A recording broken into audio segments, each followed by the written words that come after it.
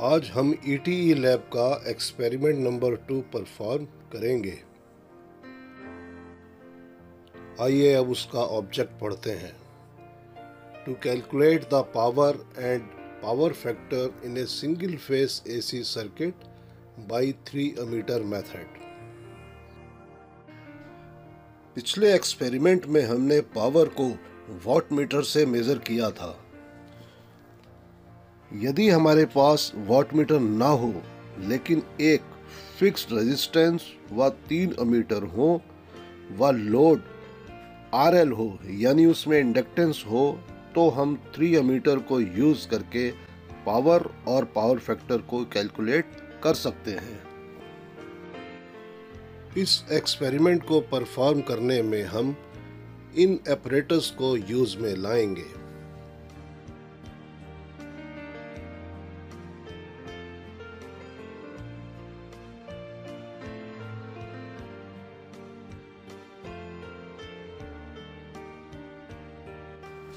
इस एक्सपेरिमेंट में पावर निकालने के लिए हम इस फॉर्मूले को प्रयोग में लाएंगे।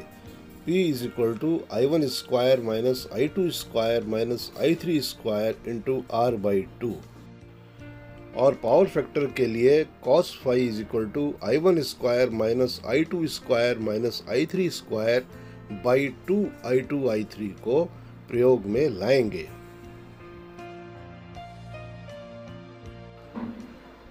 स्क्रीन पर आपके सामने इस एक्सपेरिमेंट का सर्किट डायग्राम प्रदर्शित किया जा रहा है। आइए अब 3 एमीटर मेथड का सर्किट डायग्राम समझते हैं। सबसे पहले हम एक DPST स्विच बना रहे हैं और इसमें पोलैरिटी जो है फेस और न्यूट्रल की होगी।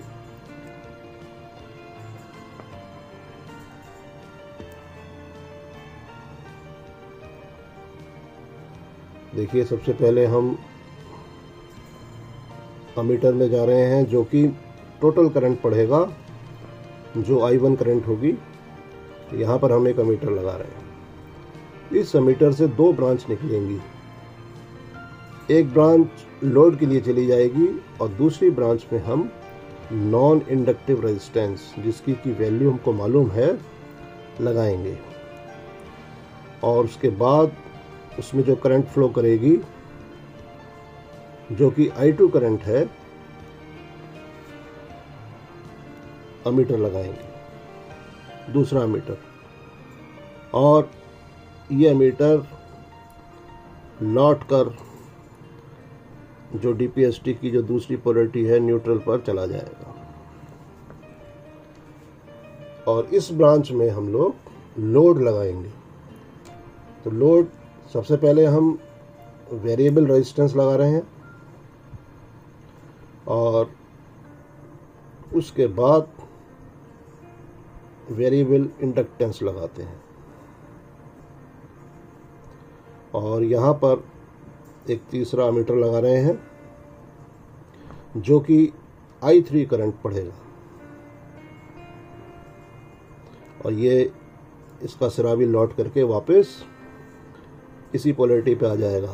तो आप देखिए, ये पॉइंट और ये पॉइंट, ये एक ही पॉइंट है। अगर मैं लाइंस को हटा करके इसको यहाँ जोड़ दूँ सबको इकट्ठा करके, तो ये एक ही बात है। इस एमीटर में जो I2 करंट फ्लो करेगी उसमें वोल्टेज और करंट सेम फेस में होंगे, क्योंकि ये रेजिस्टेंस नॉन इंडक्टिव है।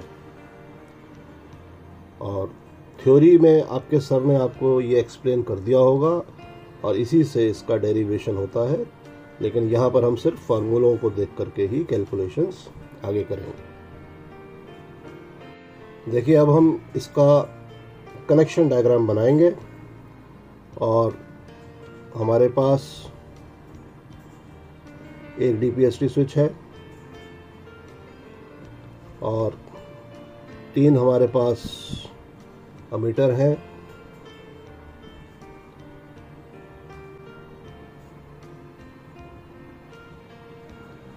एक नॉन इंडक्टिव रेजिस्टेंस है, नॉन रेजिस्टेंस है जिसकी की वैल्यू हमको मालूम है, और हमारे पास लोड है जिसमें हम रेजिस्टेंस को अलग से वेरी कर सकते हैं, और एक इंडक्टेंस है जिसको भी हम वेरी कर सकते हैं।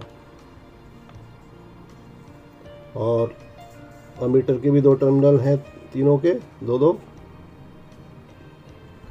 और ये रेजिस्टेंस है नॉन रेजिस्टेंस जिसके भी 2 टर्मिनल हैं, और वेरिएबल रेजिस्टेंस और वेरिएबल इंडक्टेंस के भी 2 टर्मिनल हैं।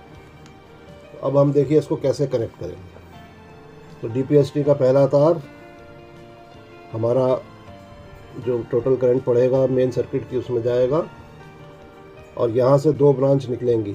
तो मान लीजिए हम पहले लोड पे ले जा रहे हैं, तो देखिए यहाँ से हमने ये इस तीसरे अमीटर को कनेक्ट कर दिया, यहाँ से इस रेजिस्टेंस को कनेक्ट कर दिया, इस रेजिस्टेंस से इस इंडक्टेंस को जोड़ दिया, और ये इंडक्टेंस के तरह लौट करके वापस इस पे कनेक्ट हो जाएगा। तो ये इस तरह से लोड सर्किट जो है सीरीज वाला कनेक्ट हो गया है।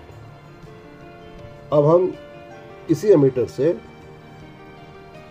एक तार दूसरे एमीटर में जोड़ेंगे, और एमीटर का दूसरा सिरा इस रेजिस्टेंस के नॉन रेजिस्टेंस के पहले सिरे पे जोड़ेंगे, और नॉन रेजिस्टेंस का दूसरा सिरा वापस लौट करके इसी पॉइंट पे जुड़ जाएगा।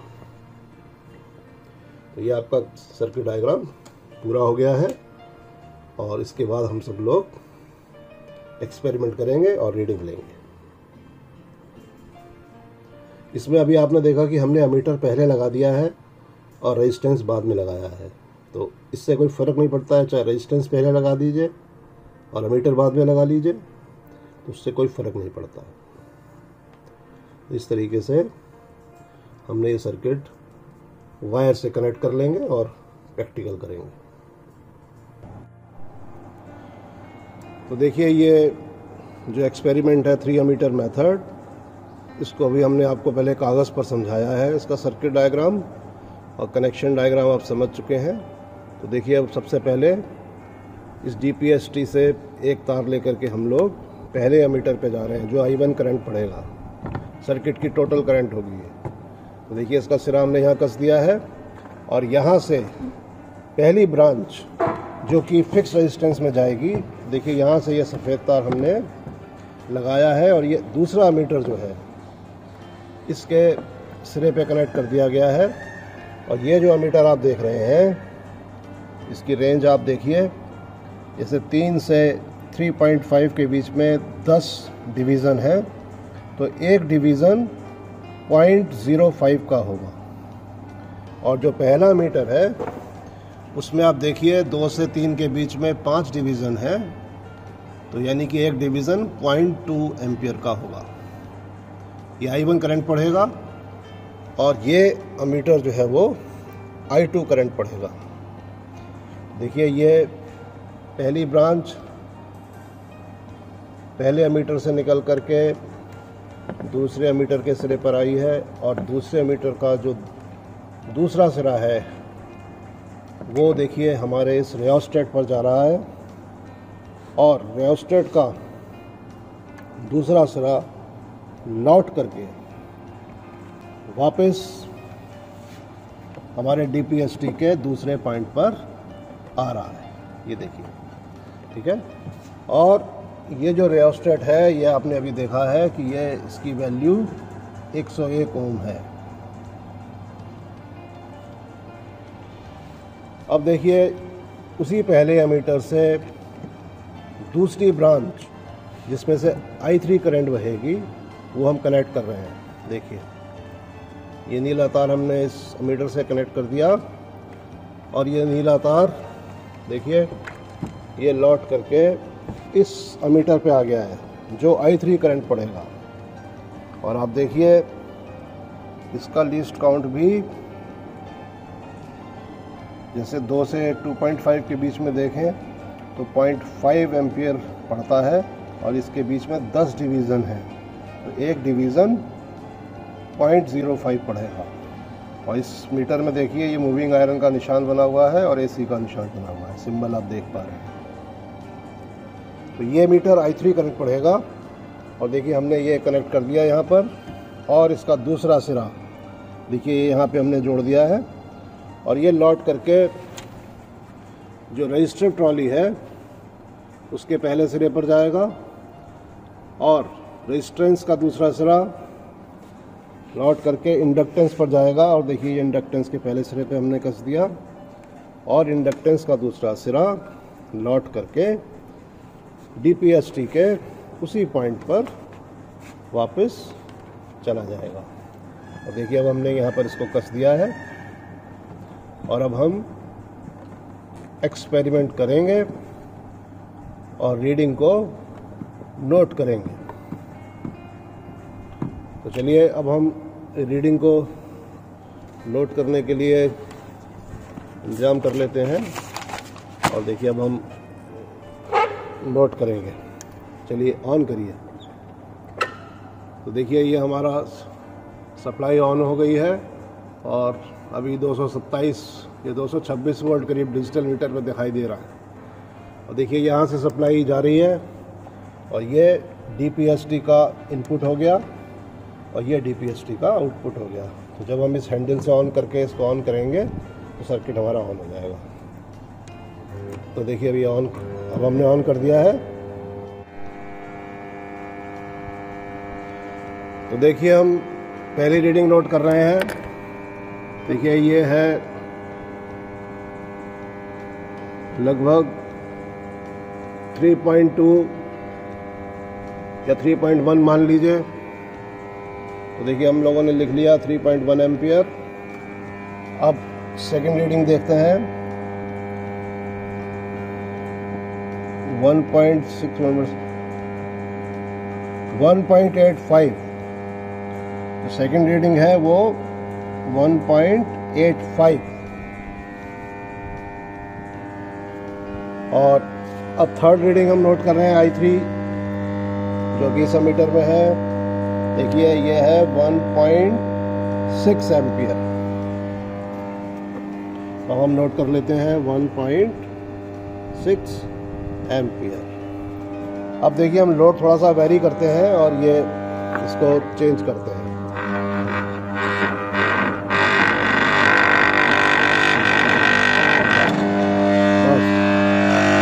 देखिए ये हमने थोड़ा सा इंडक्टेंस को वेरी किया है।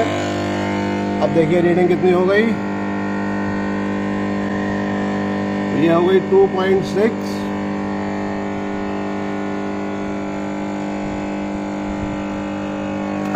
और I2 की रीडिंग 1.85। इसमें कोई बदलाव नहीं है। और I3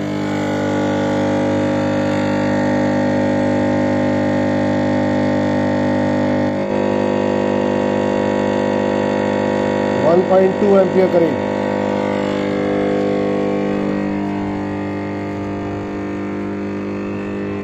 और तीसरी रीडिंग के लिए हम रजिस्टर ट्रॉली का एक लोड ऑन कर रहे हैं। देखिए हमने ऑन कर दिया और अब हम रीडिंग नोट करेंगे।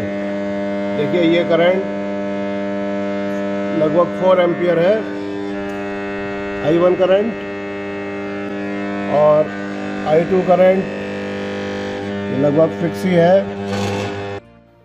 1.85 एम्पियर। और I3 करंट 2.5 एम्पियर।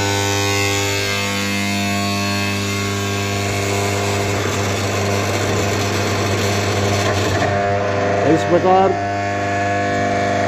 हमने एक्सपेरिमेंट कर लिया है और इसकी सप्लाई को हम ऑफ कर रहे हैं। और अब हम इन रीडिंग से पावर और पावर फैक्टर को कैलकुलेट करेंगे। देखिए ये जो रीडिंग्स हमने नोट करी थी अब हमने उसको टेबल में लिख लिया है और हम कैलकुलेशन कैसे करेंगे ये भी आप एक बार देख लीजिए। हमको मालूम है कि रेजिस्टेंस की वैल्यू 101 ओम थी। तो पावर का फार्मूला आपको मालूम है। इसमें हमने वैल्यूज़ पुट करी हैं। जैसे पहली रीडिंग के अंदर आप देखिए I1 की रीडिंग 3.1 थी, I2 की 1.85 और I3 1.6 थी। उनके स्क्वायर करके सब्सट्रैक्ट करके हमने ये कैलकुलेशन करी है और इसकी वैल्यू आई है 183.31 वाट्स, जिसको कि हमने टेबल में नोट कर लिया है। इसी तरह से पावर फैक्टर के लिए ये फार्मूला आपको मालूम है और इसमें हमने वैल्यूज़ तीनों करंट्स की रख दी। तो जो कैलकुलेशन किया तो पावर फैक्टर 0.61 आया। तो इस तरीके से ये 1 से कम आ रहा है और लैगिंग पावर फैक्टर है। और इसी प्रकार आप सब लोग अपनी कॉपी पर कैलकुलेशन शो करेंगे और तीनों रीडिंग्स की इस तरह से रीडिंग्स हम कैलकुलेट कर देंगे। तो देखिए, पहली रीडिंग जो है वो 0.61 आई पावर फैक्टर की, और दूसरे की 0.42, तीसरे की 0.68, और ये इनकी पावर आई है। तो इस तरीके से ये एक्सपेरिमेंट हमारा पूरा होता है। Thank you.